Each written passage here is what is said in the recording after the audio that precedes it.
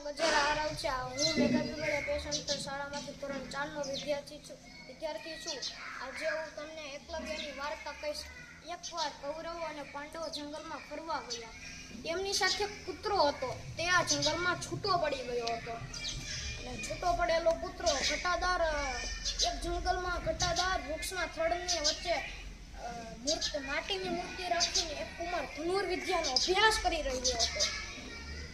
અચાનક કૂતરો કુમાર પાસે જઈને પૂછવાનું ચાલુ કરી દીધું અને કુમારના અભ્યાસમાં ખલેલ પહોંચી. કુમારે તેના મોં પર એવી રીતે બાણ માર્યા જેથી કૂતરાને ઈજા પણ ન થઈ અને કૂતરાનું મોં બાણોથી સિવાય જાય. અને કૌરવો અને પાંડવો સાથે કૂતરો તો એ પાછો ફર્યો ત્યારે તેમને જોયું. રાજકુમારે કહ્યું, એમનું મોં તો બાણોથી સિવાય ગયું છે. આ જોઈને ખાસ કરીને બધા રાજકુમારોને ખૂબ નવાઈ લાગી અને ખાસ કરીને તો અર્જુનને ખૂબ નવાઈ લાગી. ક્ષત્રિય કુમારો આ બાણવેદને શોધવા નીકળ્યા. તેઓ એકલવ્ય પાસે ગયા. એકલવ્યને તેમના ગુરુ વિશે પૂછ્યું. એકલવ્ય તરત દ્રોણાચાર્યની માટીની મૂર્તિ સામે આંગળી ચીંધી બોલ્યો, ગુરુ દ્રોણાચાર્ય મારા ગુરુ છે. રાજકુમારોએ હસ્તિનાપુર આવીને ગુરુ દ્રોણાચાર્યને બધી વાત કરી.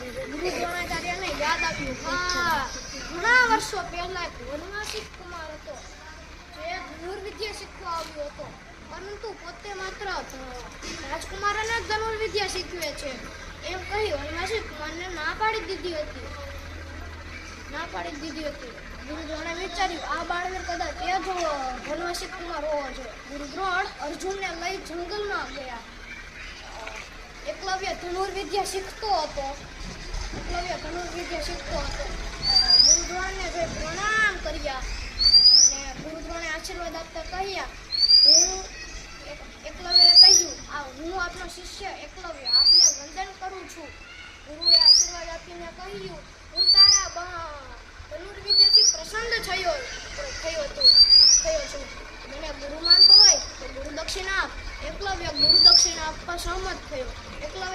ગુરુએ તેના જમણા હાથનો અંગૂઠો ગુરુ દક્ષિણામાં માંગતા એકલવ્ય તેના જમણા હાથનો અંગૂઠો કટારથી કાપીને ગુરુના ચરણોમાં મૂક્યો અને પછી ગુરુએ આશીર્વાદ આપીને કહ્યું, તારા મહાન ત્યાગનો યશ સદૈવ અમર રહેશે. આમ એકલવ્યએ તેના ગુરુનું ઋણ એટલે કે દેવું ચૂકવ્યું અને પછી પણ એકલવ્યએ તેના ડાબા હાથ વડે ધનુર્વિદ્યાનો અભ્યાસ ચાલુ રાખ્યો.